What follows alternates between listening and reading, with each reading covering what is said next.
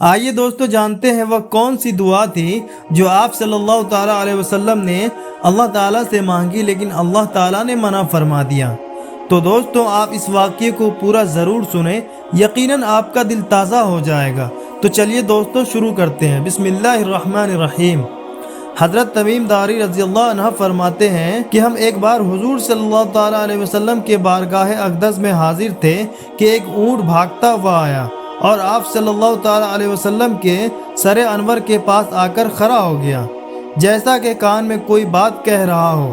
آپ صلی اللہ تعالیٰ علیہ وسلم نے فرمایا کہ اے اونٹ، تو پرسکون ہو جا، اگر تو سچا ہے تو تیرا رب تجھے فائدہ دے گا، اگر تو جھوٹا ہے تو اس کی بھی سزا تمہیں ملے گی۔ جو ہماری پناہ میں ہمیں آ جاتا ہے اللہ تعالیٰ بھی اسے امان دیتا ہے، اور ہمارے دامن میں بنا لینے والا کبھی نامراد نہیں ہوتا۔ ہم نے آپ صلی اللہ تعالیٰ علیہ وسلم سے عرض کیا کہ یہ اونٹ آپ سے کیا کہہ رہا ہے؟ آپ صلی اللہ تعالیٰ علیہ وسلم نے فرمایا، اس اونٹ کے مالک نے اسے ذبح کر کے اسے کھا لینے کا ارادہ کر لیا ہے، اس لیے یہ اپنے مالک کے پاس سے بھاگتا ہوا آیا ہے ہم سے مدد مانگنے کے لیے۔ ہم سب ابھی گفتگو میں مشغول تھے کہ اس اونٹ کے مالک بھاگتے ہوئے آئے۔ اونٹ نے اپنے مالک کو آتے دیکھا تو گھبراتا ہوا دوبارہ حضور صلی اللہ تعالیٰ علیہ وسلم کے سر مبارک کے پاس کھڑا ہو گیا۔ پھر اونٹ نے آپ صلی اللہ تعالیٰ علیہ وسلم کے پیچھے چھپنے لگا۔ یا رسول اللہ صلی اللہ تعالیٰ علیہ وسلم، یہ ہمارے یہاں سے 3 دن سے ہمارے پاس سے بھاگا ہوا ہے اور آج یہ ہمیں آپ کی خدمت میں ملی ہے۔ اس پر آپ صلی اللہ تعالیٰ علیہ وسلم نے فرمایا، یہ میرے سامنے شکایت کر رہا ہے کہ یہ تمہارے پاس کئی سالوں سے پلا پڑا ہے۔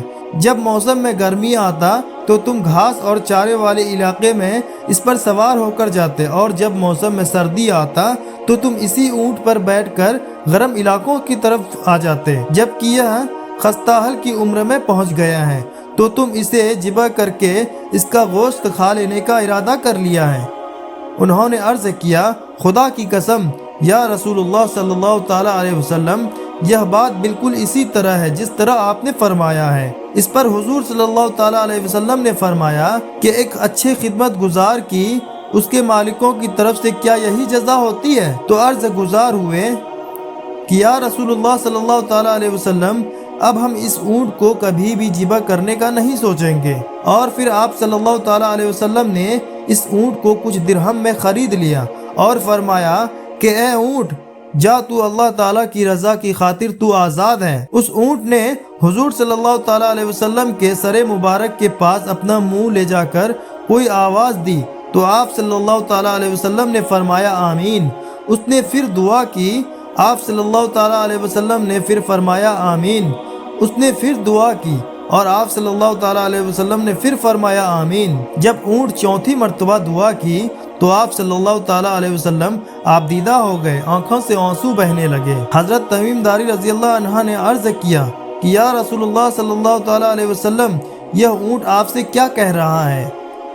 آپ صلی اللہ تعالیٰ علیہ وسلم نے فرمایا، اس نے پہلی دفعہ کہا کہ اے نبی مکرم، اللہ تعالیٰ آپ کو اسلام اور قرآن کی طرف سے بہترین جزا عطا فرمائے۔ میں نے کہا آمین۔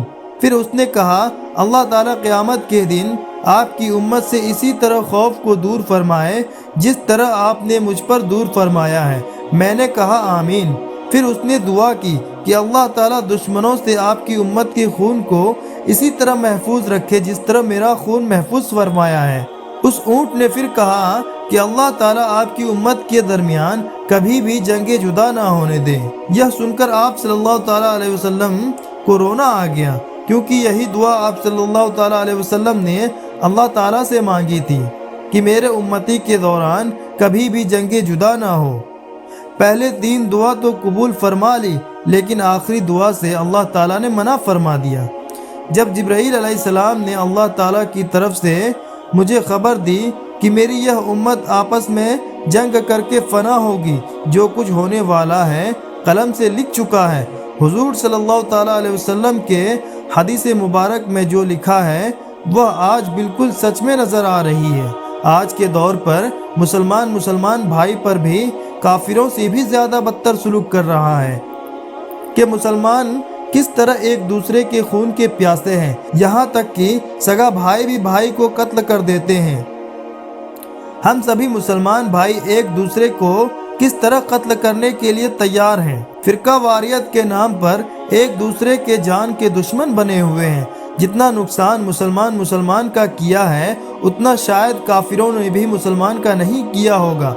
हमें चाहिए कि अल्लाह ताला की रस्सी को मजबूती से थाम लें और हमें चाहिए कि आप सल्लल्लाहु ताला अलैहि वसल्लम के बताए हुए तरीके पर चलें, फिरका वारियत को ख़त्म करें। हम सभी मुसलमान भाई एक उम्मत बन जाएं और आपसी नफरतों को ख़त्म कर दें।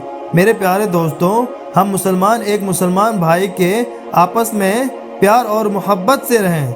अल्लाह ताला हम सभी को कहने सुनने से ज़्यादा अमल करने की तौफीक अता फरमाए। आमीन।